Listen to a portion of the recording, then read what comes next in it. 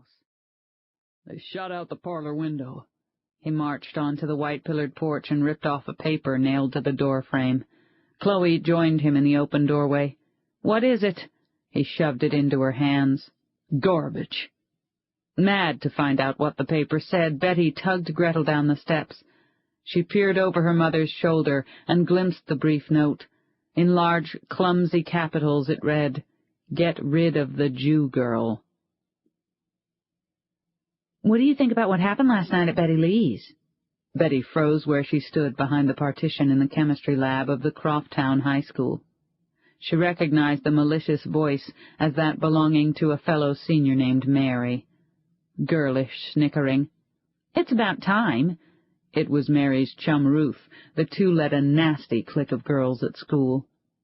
"My daddy," Mary continued with scorn, "says someone had to set the McCaslins straight.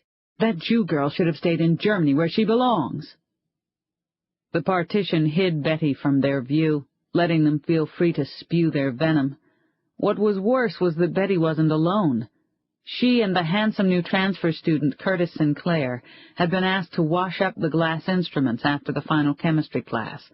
Even worse, Gretel, the target of all this ridicule, sat hunched on a lab stool beside them, hearing everything. Her expression showed that each word pierced her like thorns. Despite the situation, Bette felt the hair on the back of her neck prickle with an awareness of Kurt. Ever since he'd first arrived at the school, she had been fascinated with him. He was different than any other boy here, and she'd found herself daydreaming about him more than once. And now she stood side by side with this young man, unseen but able to hear every horrible word spoken about her best friend. She wondered what he was thinking. "Well, my mother said this all started when Miss Chloe ran off and married that doughboy like she did." Ruth sounded self-righteous. "She said Miss Chloe came back from New York City with plenty of strange ideas." Betty's hands trembled as she washed the glass tubes in the small sink. Though she tried to make no noise, they clinked softly. The enforced quiet maddened her. She wanted to explode around the partition and confront them, but Gretel looked ready to faint. Would putting a stop to this gossip session help Gretel or make things worse for her? This morning someone, maybe a son of one of the cross-burners, had painted a swastika on Gretel's locker. Gretel had withdrawn further at this. Bette wanted to shake someone, scream her outrage. Instead, she held her peace, for Gretel's sake. Let them leave, she thought now. Don't let them know that we heard their poison. "A Jew girl, staying at Ivy Manor," Mary snapped. "Daddy says Miss Chloe's ancestors are spinning in their graves." "Well, the whole family is strange. Adopting kids from an orphanage," Ruth said. "No decent family does that." "Well, Jamie McCaslin may be an orphan, but he'll inherit half a bank." "And half a bank is good enough for me," Mary said slyly. "And he's dreamy." Brisk footsteps ended the talk. "Why are you two girls loitering here?" the chemistry teacher's deep voice demanded. "I wanted to ask you a question about the homework, sir," Mary replied, in a butter-will-melt-in-my-mouth tone. She was nothing if not quick on her feet. "Just a moment." The teacher raised his voice. "Miss McCaslin and Mr. Sinclair, are you still back there?" Bette couldn't find her voice. She rinsed the last slippery tube and handed it to Kurt to dry. Now they had to walk out there and face them. Dry-mouthed, she reached out for Gretel and urged her off the lab stool. She couldn't find words to comfort her friend. Kurt looked at the two of them as he efficiently dried the last vial. "We've just finished, sir," he replied. Bette envied him his calmness. She wiped her hands on the white cloth beside the little sink and turned to pick up her textbooks. She felt as though all her joints had rusted. Then Kurt touched her arm. Electricity shot through her. No young man had ever touched her like that, so respectful and yet so intimate. "Shall we go?" He motioned her and Gretel to go first. Her chin went up. "I'm a Carlyle of Ivy Manor and a McCaslin by adoption." Her mother had taught her this litany when she was a child and came home crying from grade school taunts. Of course, she usually couldn't help adding, But why can't my family be like other families?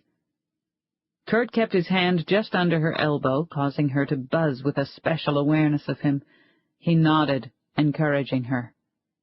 With Gretel right behind her, Betty stepped out from behind the partition.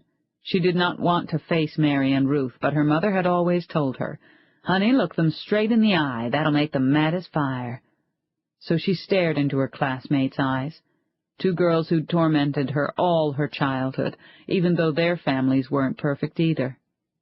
Seeing their expressions, she knew they were embarrassed Kurt had overheard their gossip, and that somehow they would try to make her pay for their indiscretion. "Thank you, Miss McCaslin, Mr. Sinclair."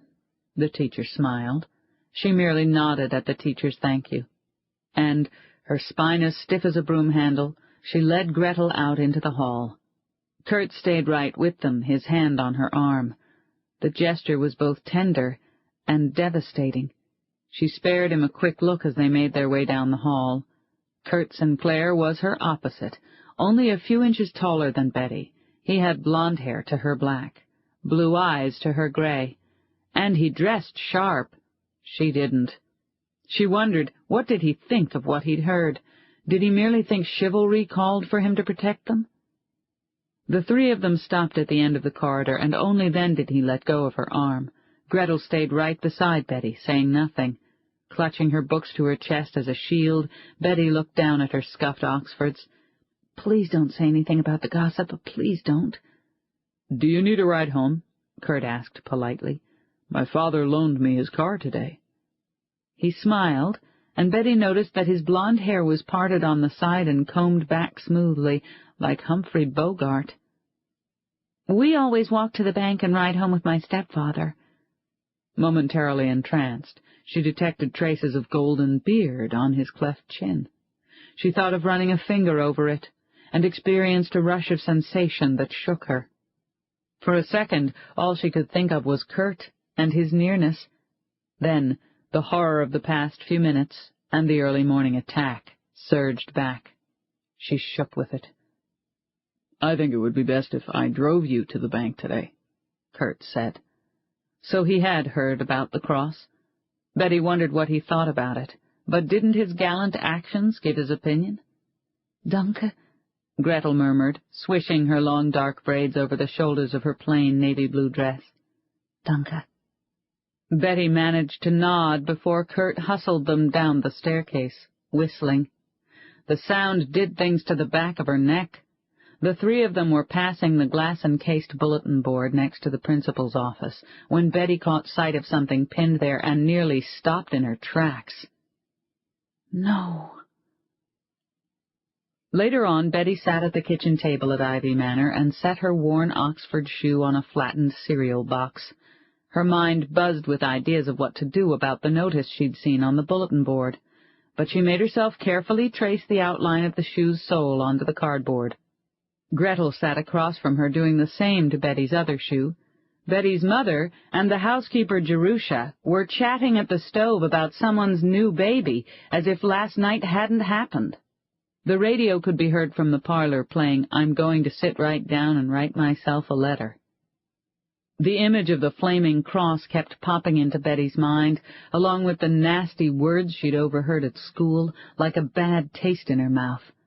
She wanted to take her mother aside and pour out the awful, hateful gossip, and then curl up in her lap. But that was what she'd done as a child. I'm nearly a woman now. I'm 18, and I'll graduate high school in a month. I will only hurt Gretel and Mother if I repeat the garbage I heard. That's what her stepfather always called gossip, garbage. What should she say to Gretel? Not a word about the chemistry lab had been spoken between them. And what could she do about the new notice on the bulletin board?